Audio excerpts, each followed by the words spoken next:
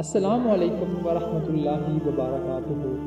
ناظرین، آج کا جو ہمیں مسئلہ درپیش آیا ہے کہ جوتے پہن کر نماز ہو سکتی ہے نہیں۔ اگر انسان جوتے پہن کر نماز پڑھ رہا ہو گویا کہ اس کی نماز قبول ہوگی نہیں، اس مسئلے پر آج آپ کے سامنے تفصیل رکھیں گے۔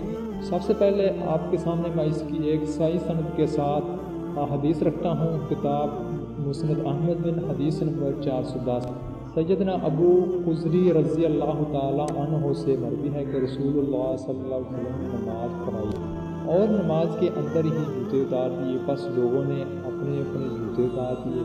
اور جب رسول اللہ صلی اللہ علیہ وسلم نماز سے فارغ ہو گئے تو پوچھا کہ ان لوگوں نے جوتے کیوں اتارے ہیں؟ انہوں نے جواب دیا، اے اللہ کے رسول، ہم نے آپ کو جوتے اتارتے دیکھا ہے تو ہم نے بھی جوتے اتارے۔ آپ صلی اللہ علیہ وسلم نے فرمایا، جبرائیل علیہ السلام میرے پاس آئے تھے اور مجھے بتایا کہ تمہارے جوتوں کے ساتھ نجاست لگی ہوئی ہے، اس لیے جب تم میں سے کوئی آدمی مسجد میں آئے تو اپنے جوتوں کو الٹا پلٹا کر دیکھ لے کہ کہیں اس کو کوئی نجاست نظر آئے تو زمین پر صاف کر کے پھر اس میں نماز پڑھ سکتا ہے۔ اس حدیث سے ہمیں یہ معلوم ہوتا ہے کہ نبی پاک صلی اللہ علیہ وسلم جوتے پہن کر نماز پڑھا کرتے تھے۔ اور آج کل جو ماحول نظر آ رہا ہے کہ ستھرائی اور صفائی کا بڑا خیال رکھا جاتا ہے، اس لیے جوتوں کو مسجد کے باہر اتار دیا جاتا ہے، ٹھیک ہے جی۔ اس حدیث سے ہمیں واضح ہو گیا ہے کہ جوتے پہن کر نماز پڑھی جا سکتی ہے اگر وہ ان کو کوئی نجاست یا کوئی گندگی نہ لگی ہو۔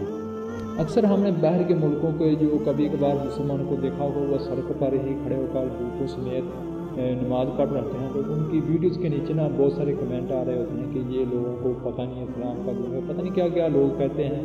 ان کو پتہ ہی نہیں ہوتا لوگوں کو کہ اس جوتے پہن کر یا بوٹ پہن کر نماز ہو سکتی ہے نہیں۔ ان لوگوں کو اس بات کا معلوم ہے کہ جوتے پہن کر نماز ہو سکتی ہے، اس لیے وہ پڑھتے ہیں۔